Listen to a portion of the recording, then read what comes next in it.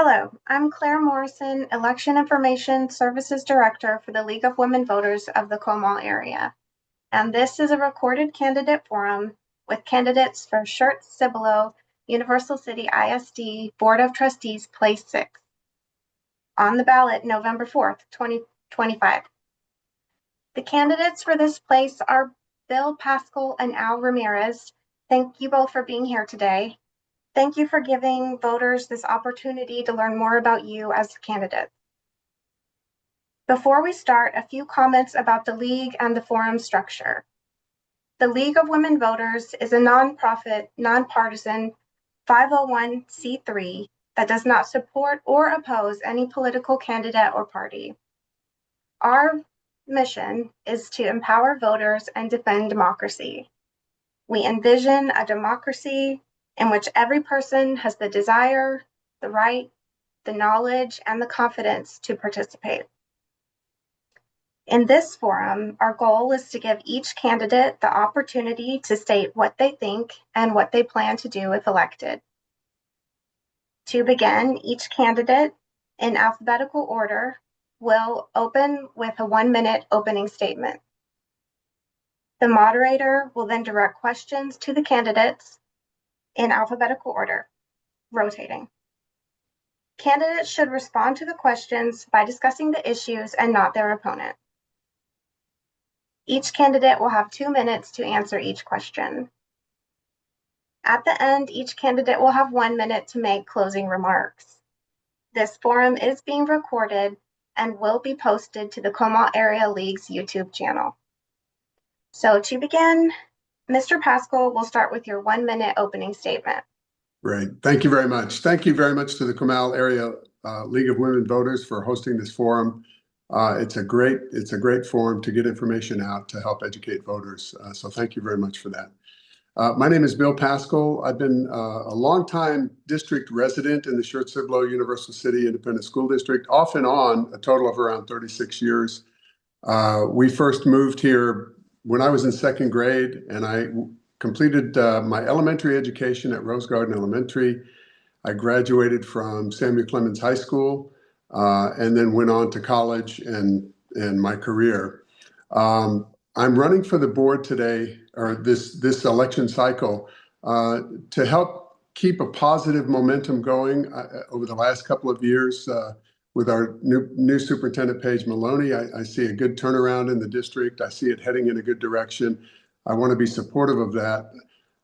The way to do that, I think, is to just make sure we focus on students first and foremost, and students learning and effective education in the classroom. And then that quickly moves on to teaching staff and support staff. And so those are my priorities for this election.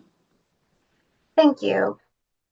Mr. Ramirez, your 1-minute opening statement. Well, Claire, I was saying thank you to you and the League of Women Voters for holding this forum. I think it's very important to educate our voters in our community of who's running for these important elected positions. As I mentioned earlier, my name is Al Ramirez. I'm a father. I'm a 20-year veteran. I'm a retired Air Force veteran. I'm a longtime community volunteer. I believe in shaping the school's future for every child, for every neighborhood. My wife is a dedicated educator. She was actually awarded the Teacher of the Year, the District Teacher of the Year amongst thousands of other teachers. So she's an amazing person, and I'm very lucky to be married to her. And my sons, Tristan and Logan, both attend Still High School, and they are both at the top of their class. I love the teachers, I love the students, I love the staff, and it's just an honor to potentially become part of that. And I'm running for school board because I want to keep my promise to support teachers, protect the taxpayers, and make sure every student has an opportunity to rise. Thank you. Mr. Ramirez, the first question will go to you. What do you think are the unique challenges faced by the Schertz-Cibolo Universal City ISD Board of Trustees? The unique challenges? So I think the funding is going to be one of the most important things. I also believe that student success needs to be a priority. We also need to create a safe and supportive environment for each student. I know that they recently are starting to install metal detectors, and that's good in my opinion, because I don't think anybody should have to worry about their kid going to school. I think they need to be safe. I strongly support our SROs. I feel that it's an important program so that we keep security and staff protected, and we cannot compromise on student safety and our teacher safety whatsoever. Our district is growing fast, and we got to make sure that we manage that growth. We also have schools that need maintenance. We also have facilities and transportation and other things that need maintenance as well. So we got to be smart about how we develop our budgets. I also think that we also have to be prepared for emergencies as well. We got to make sure that students are aware of how to deal with different type of emergencies that come up, especially any type of emergencies that could prevent harm to the kid, like a fire emergency or a school shooting or any type of large scale emergency, possibly power outages. I want to emphasize that we also need to make sure that students have resources, that when they go home, they're able to access the resources so they can do their homework, so they can speak and communicate with their teachers, and speak and communicate with staff. And we got to make sure that there's strong communication between teachers and parents as well. Thank you. Mr. Pascal, what do you think are the unique challenges faced by the Schertz-Cibolo Universal City ISD Board of Trustees? I think in the state of Texas, of course, we've seen just recently with the latest legislative session, a whole host of regulatory changes, rule changes, legal changes, many of which are still being digested by the Texas Education Agency and will be passed down to local school districts through the form of policy changes, which are coming. We've yet to see a lot of those. The reason I bring that up is that's a landscape that we don't have a lot of control over, right? What comes out of Austin is what it is, and that includes funding, that includes things like the new education savings account, which has the capability or helps parents make their children's education more mobile if they so choose. That's a reality. That's a landscape we have to live in. And it's one, as a school district, we just need to be aware of. Obviously, we are. The school district is. And we need to have contingency plans depending on the outcome of how that affects student enrollment, for example, and changes student enrollment affects the change in funding that we get from the state. So that's a watch point for me. The initial program is fairly small. It only affects about 1.5% of the students in the state of Texas just because of the funding limitation. So in the first year or two, I don't see that as a big issue, but it's certainly a watch point going forward. The second item that I think is really important is the district culture, fostering and rekindling a culture of excellence in education. That's one that we've had over the past decades. Schertz-Cibolo Universal City Independent School District has been a model district around the state, well known throughout the state. There are signs that maybe that has slipped in over the last few years. Like I said, I think Superintendent Maloney has a handle on that, is making changes, but I want to see that push through, and I want to see our district to be proud again of being Schertz-Cibolo Universal City Independent School District. Next question also goes to you, Mr. Pascal. What do you think is the greatest strength of the school district that can serve as a model for other districts? That kind of speaks to what I was just mentioning, right? I think previously, I think our heritage in this district is one of a close community built largely around a unique combination of agriculture and military, right? We're so close to Randolph Air Force Base, we're close to Fort Sam Houston. As a result, we've traditionally, for decades and decades, have had a nice blend of local rural community plus the military culture. What that equates to is hardworking, ethical students, ethical parents, and a commitment to mission. And that's what one of our strengths has always been. And I think a challenge in that regard is that as we grow and as we get new people in our district, there's a tendency for that sort of culture to be watered down perhaps, or to be influenced, which is not necessarily a bad thing. In fact, I think diversity is a good thing because I think it helps open doors and eliminates boundaries for people. But going forward, I think raising the expectation that, hey, we can be a model district again. We can do things to support our teachers in the classroom, always keeping in mind that the child and every student is the focus of our mission. And every student may have different learning styles that we adapt to. And then we treat those as individuals, treat those students as individuals, and we do the best we can at helping them with effective learning. So I think those are the strengths. We need to build on those strengths and sort of recapture our reputation, as it were, as being a model district in the state of Texas. Thank you. Mr. Ramirez, what do you think is the greatest strength of the school district that can serve as a model for other districts? Yeah, we're very unique. SCUCISD has always been about the people and the love for the parents and students and teachers and staff. I mean, our teachers and staff and our community pour their time, their energy, and their hearts into serving our students and our kids, and it doesn't go unnoticed. I will tell you from personal experience, my wife comes home and she works till the late hours preparing lesson plans, and that's not a unique experience. All teachers throughout the district do the same thing. I know from personal experience, whenever I've emailed the teacher, I get a response within 24 hours.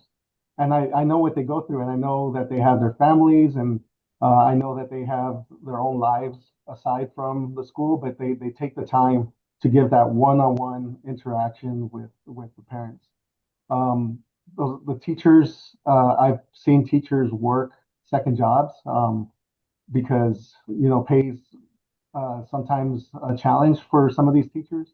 So I think we owe it to them to do our best to help them with that if we can, because teaching is hard enough, but to have to work a second job just to make ends meet is even tougher. So what we can do is help lighten the load and support our teachers better.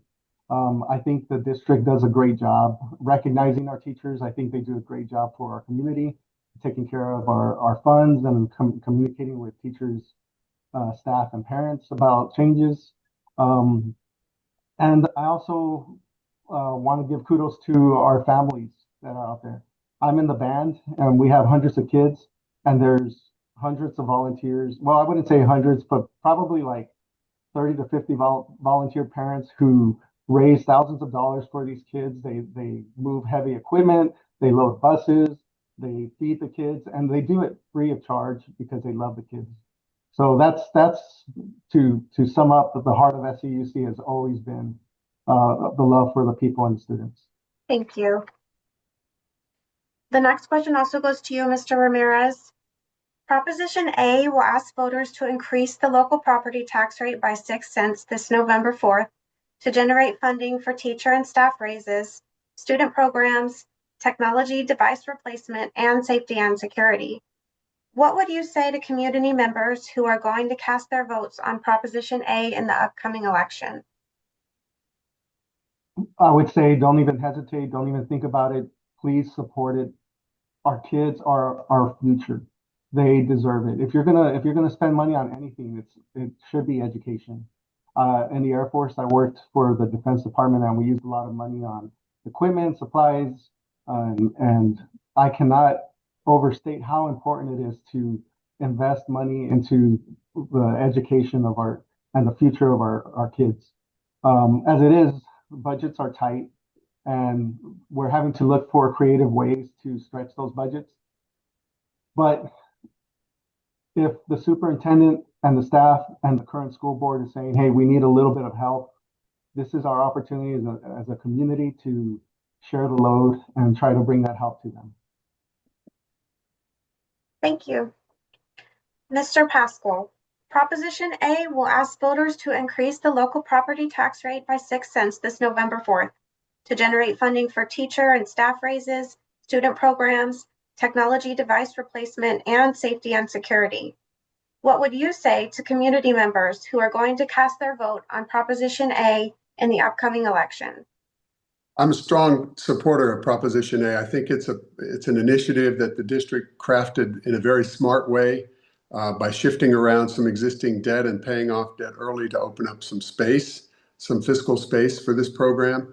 I was really surprised to learn through some of the briefings and meetings that were going on as the board considered this, that our district, Church-Cibolo Universal City Independent School District, ranks pretty almost or at the bottom of all school districts in the greater San Antonio area in terms of per pupil spending, per student spending. We've always been a district that has been fiscally conservative. We've never been a district that's at the bottom of spending. And for me, that's just not fair to our students. I'm not sure how we got there, but Proposition A helps us to move back toward the middle, not necessarily putting us in the middle, but back toward the middle of spending for all of the districts that are in our area. That's money that goes for the areas that you pointed out in your statement. And I think that's really a necessity to try to restore and regain funding levels that are needed in today's inflationary world, right? We've had expenses go up dramatically in the last few years. And we haven't kept pace with our student spending. This allows us to do that. Secondly, for every dollar we spend locally or raise locally, the state will give us $2 in return. In a sense, that's kind of like we'll pay for breakfast and the state pays for lunch and dinner. That to me sounds like a pretty good deal, as long as we have to raise money anyway, which I believe we do, for the reasons I said earlier. And then thirdly, the cost is relatively affordable, minimal, I would say. The district estimates a little over $18 a month to pay for this. My numbers come out to be even a little bit less than that for the average household. So I think altogether, it's a very good, smart proposition. Okay, Mr. Pascal, the next question is for you. About 66% of Texas teachers considered leaving their jobs in 2025, according to the Charles Butt Foundation's 2025 Texas Teacher Poll. One common reason for leaving was a perceived lack of support from leadership. How would you support SCUCISD in retaining high-quality teachers and staff? I think, we talked about money. I talked about money as being low, our expenditures. Money is not what motivates educators, in my opinion. I come from a family of educators. My wife taught in the district for over 20 years. My parents taught in the district for a very long time. What motivates educators are the students. And I think anything that takes away from a teacher's ability to interact with their students is a detriment. And what I mean by that is over the years, there's been seems to be a steady increase of administrative burdens or mandates, tracking, accountability systems that have been put in place that take more and more time away from teachers. That's one area where I think we should really take a close look. Are we asking way too much of our classroom teachers and of our special teachers in terms of things that are maybe accountability related? How many times do we have to check on someone to make sure they're doing their job, right? I mean, the systems are in place to assess and measure students' growth during the course of a year. I'm a big believer in hiring competent people, training them appropriately, and then turning them loose and letting them do their jobs. And I think that's the direction we're headed, moving back in that direction with this district. But one reason I wanted to run for the board was to make sure that's part of our culture going forward. Let's simplify the classroom and not keep it overly complicated. Thank you. Mr. Ramirez, about 66% of Texas teachers considered leaving their jobs in 2025, according to the Charles Butt Foundation's 2025 Texas Teacher Poll. One common reason for leaving was a perceived lack of support from leadership. How would you support SCUCISD in retaining high-quality teachers and staff? Yeah, that's a big number, 66%. And I'll tell you from my wife's perspective, she loves teaching. It's not about the money she's making. She loves the students she teaches.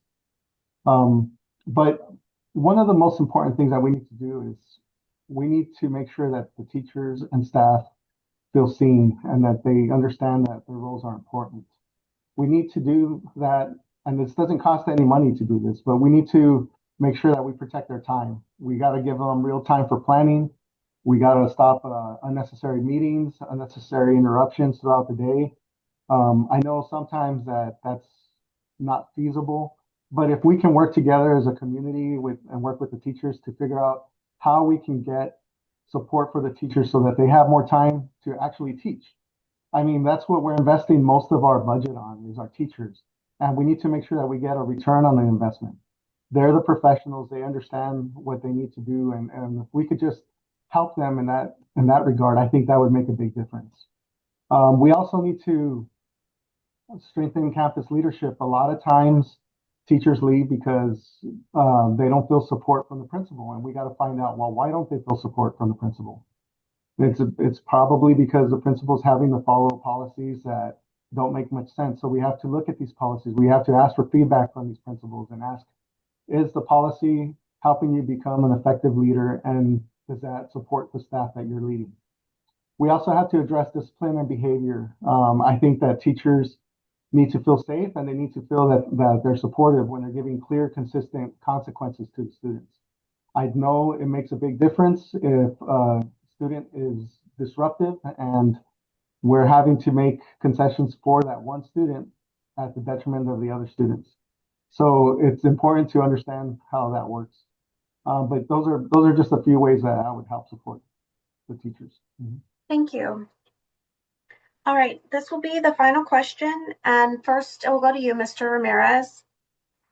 Across Texas, new state laws increasingly influence how school districts manage issues such as curriculum, library materials, and parental involvement. What do you think is the key to maintaining local trust while complying with these state mandates? Education and transparency for parental rights and access to curriculum and mental health facilities, records, whatever we can do to be transparent. I know a lot of parents don't quite understand the processes, and that can make them feel like the school's not being transparent. So I really think that educating the parents on like grievance processes, processes to speak with a mental health counselor, processes to discuss different scenarios when it comes to discipline. I know that there is the current legislation said that a teacher can go ahead and remove a student. And then there's also a committee that needs to be formed to ensure that that student can go back into the classroom. That process is brand new. And I think we need to educate the parents on that process. I think that when we are transparent with the parents about anything that has to do with the curriculum that's being taught, with discipline that's being done and how it's being done, and when we're talking with the parents, it's gonna make things better for not only the student but for the teachers and for the staff. I know there's a lot of times where there were situations that came out on the local media where the parents didn't understand why something was taken by the board or what was done by the board and what action was taken by the board. And I think that was because we had to do a better job in transparency in those situations. So to sum it up, transparency is the most important thing for me. And I think that's what we need to improve. Thank you. All right, Mr. Pascal, across Texas, new state laws increasingly influence how school districts manage issues such as curriculum, library materials, and parental involvement. What do you think is the key to maintaining local trust while complying with these state mandates? I think I couldn't agree with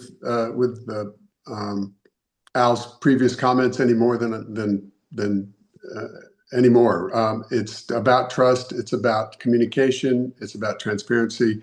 Like I mentioned earlier, these changes are coming down. They're being pushed from Austin. They're being studied and reviewed at the Texas Education Agency, and soon our district will start receiving sort of waves of policy changes that address so that we can implement these legal changes and regulatory changes that are coming. We can't just impose those at our campuses. We can't impose those on our students and parents without communicating what's involved with those. And that's a massive communication effort, just given the size and scope of the changes that have come out of Austin here in this last legislative session. I think parents, I'm a firm believer. I've had 4 children who were raised in this district. Parents are the ones who control their children's educational future, and they're the ones that are responsible for their children's education. It's up to the parents to decide what's appropriate for their children and which environment is appropriate for their children. For us to succeed as a school district, we need to make clear what the state law is telling us to do, what we're doing, what the processes are, so that parents aren't surprised, so that they can understand and they can work with their own children to within that framework to make the lives of their children as successful as possible in the classroom. Okay, thank you both. Now it's time for your closing remarks. Mr. Ramirez, you will go first. You have 1 minute. Mr. Ramirez, your closing remarks. Okay, well, I was picking up my son from Still High School, and it was taking an hour to get out of the campus. And I was in line. I was a little bit frustrated. And rather than complaining to the principal, rather than complaining to the board, and rather than complaining to the superintendent, I said, what can I do as a parent, as a citizen of Cibolo to help the situation? So what I did is I took a video of the street light that wasn't functioning properly, and I got in touch with TxDOT, I got in touch with the city council, and I got in touch with the principal, and I was able, and just to let you know, the mayor said, good luck with that. I've been trying to fix that light for years. And you know, I said, well, I want to give it a shot. Well, I did give it a shot, and we were able to get that light fixed. And now parents can pick up their kids in less than 15 minutes, get in and out of that campus. And that's what we can do is, whether I'm on the board or not, we have to ask ourselves, what can we do to make our community better? And that's what matters the most. And that's why I'm running for school board. Thank you. Mr. Pascal, your closing remarks. Yeah, well, I appreciate the chance again to share a few of my thoughts with you and your viewers. I'm running for the school board because I think I can make a difference in terms of leading this district forward in very complicated times. I've got a fairly decent experience in this area. I was a previous member of the school board for 12 years, served as board president for 4, board vice president for 4. I've had a career in governance at mid-level and upper-level management for mid and small and large companies. And I serve as a board of trustee on several not-for-profits over the years. Governance is not about getting in and diving in the daily details. It's about setting policy. It's about establishing a vision. It's about establishing strategies with the superintendent. And I think I've got a good skill set to be able to do that. And I hope to be able to show that to the voters if they elect me. Okay, thank you, candidates, for your participation. A reminder to voters, early voting begins October 20th. The League's online nonpartisan election information and resource links, including local ballot items, are available via our website, lwvcomal.org, and at vote411.org. If you enter your home address on vote411.org, you can see the issues and candidates that will be on your ballot, compare candidate responses to League questions, and much more. This ends our recording.